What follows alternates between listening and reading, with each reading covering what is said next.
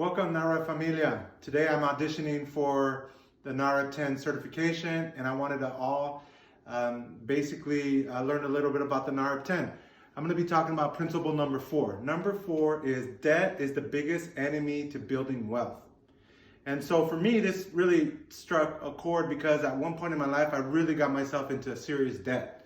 And so I had to come up with some strategies, and I had to make a decision, because if you are focusing on debt, what do you have to do? You have to change something. And for me, I don't know about all of you, but I was sick and tired of looking down at my statements and being in debt. And it really does create a level of stress between you and your spouse or your significant other. And so I had to make a change. So now that I know that debt is the enemy of wealth creation, I had to take a couple different steps. So I'm going to talk today about some things that you can do to identify debt, eliminate debt. And so let me tell you how easy it is to get in debt. My wife gets an idea and she's like, honey, we should go to Europe because the kids are growing up. One's about to go to college. We may never be able to do a family trip like this. And I'm like, you know what, baby? Right. Go ahead, book it. Next thing you know, it's a $20,000 vacation. And so just like that, an impulsive decision that came out of nowhere, we got ourselves in debt. Luckily for me, I have a wife that knows how to shop and try to get things at a very good deal. But I had to identify that we had to stop making decisions that way. And so the number one thing that I needed to focus on was take our financial goals for the family and put them on the board. If we're going to make a major decision to spend some money on some big ticket items, it's got to be on the board for at least 60 days.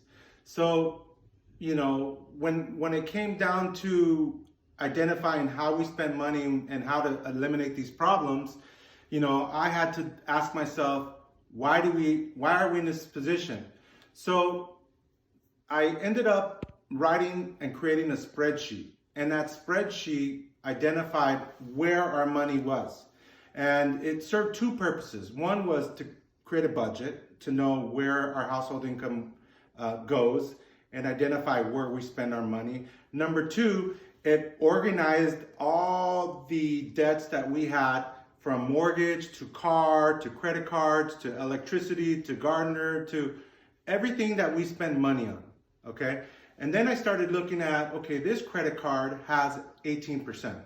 This credit card has 6%. This credit card has 5%. This automobile loan has 7%. And so I ranked them by highest to lowest, and I started attacking the debt that had the highest percentage of interest.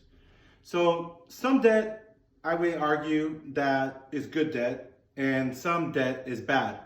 What's ironic about this whole thing is that I get people in debt for a living, okay? I get people in debt for a living by purchasing a home. It's one of the biggest debts you may have, but the beauty about being in debt on a home is that you need a place to live. It's a domicile, okay? Number two, it is you are paying it off. In 30 years, you're going to be able to live somewhere that will eventually be paid off. You only have to pay property tax on it versus renting where you're just throwing money away, okay? And so a car, you need to be able to get to work. And so those are probably the only two things that you can potentially argue are good debt, okay?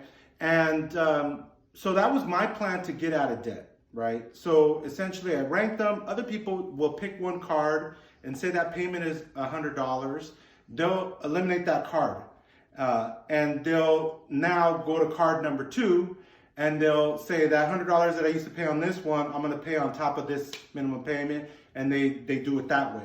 So, at the end of the day, debt is really bad, and it's like having shackles. I don't know if you've ever seen a prisoner when they're moving them, and they're transporting, they put handcuffs here, handcuffs on the feet, and they have to walk like this.